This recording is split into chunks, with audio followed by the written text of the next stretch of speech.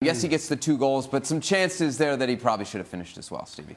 Yeah, listen, somebody his size, I suppose, is going to look cumbersome. That's not the problem I have with him.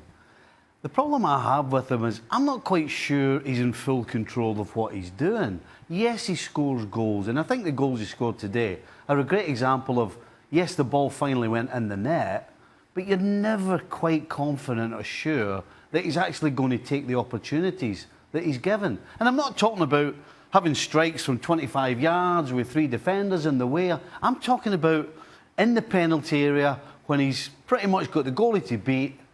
You're not quite sure what he's doing. You're not quite sure he's picking out the corners. A lot of the times he's hitting it straight at the goalkeeper, and if it does go in, it's going through the goalkeeper or under his leg or under his arm, you know. The guy just doesn't instill confidence in me when he's in a position where you should score.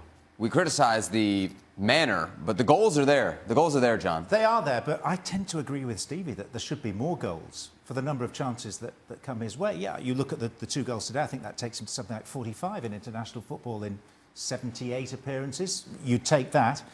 But I do think that the criticism of Lukaku, particularly since moving to Manchester United, it's been in sharper focus, is that in the games that really count, the defining games of the season, he doesn't take enough of the chances that come his way. So I share that reservation about him. It's interesting. You mentioned Manchester United, the scrutiny that comes with that. I mean, I guess the big question here is, Kasey, is Lukaku good enough to be that front line number 9 for Manchester United? Is he? Well, you have to see a level of consistency, and I don't think that's what you've seen. I think when you think back throughout the last, 20 years and you look at the Manchester United strikers, from Andy Cole and Dwight York to, Teddy Sheringham to obviously Ruud van Nistelrooy, and then Wayne Rooney comes in. There's a level of consistency for years where the guys are scoring 20-plus goals every year, and you're not sure you're going to get that from Romelu Lukaku. What you see is 3 goals in 4 games, and then 6 games without a goal, and then 2 great goals, and then 4 games without another goal. And at the end of the season, you go, oh, well, there was 14, 15 goals, but they were... And that's where stats lie. We always talk about stats sometimes lie. And with Lukaku, I don't think I'm out of order in saying that there's no question, we all agree, it's 2 or 3 chances to score 1. And that's why in the games that matter, he doesn't get the goals, because he might get a chance.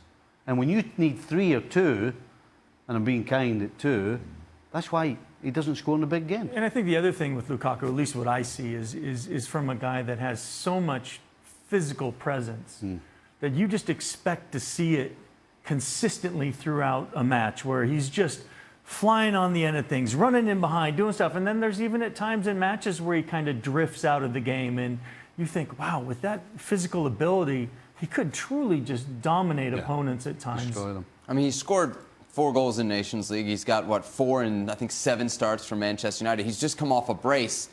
We're criticizing him. What am I missing? Yeah, I understand flat track bowling, but it seems like we pick on Lukaku a lot. Yeah, but I think you're looking for a level of certainty about what a striker at Manchester United is going to produce. Well, he's only had 1 full season. Yeah, he's only had 1 full season, but I think he's been profligate in that 1 full season. He got 27 goals. He should probably have had 37, if not 40, and been challenging Harry Kane at the top of the charts.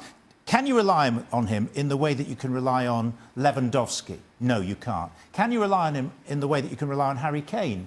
No, you can't. So for me, he's not in that top cabal of European strikers. He's 1 level below that. There used to be a criticism of Nicol and Kasey Keller that if you looked at the 20 goals that he scored throughout a season, it was a goal when you're losing 3-0. It was a goal, it was really padding the stats when it wasn't really affecting the outcome of the result.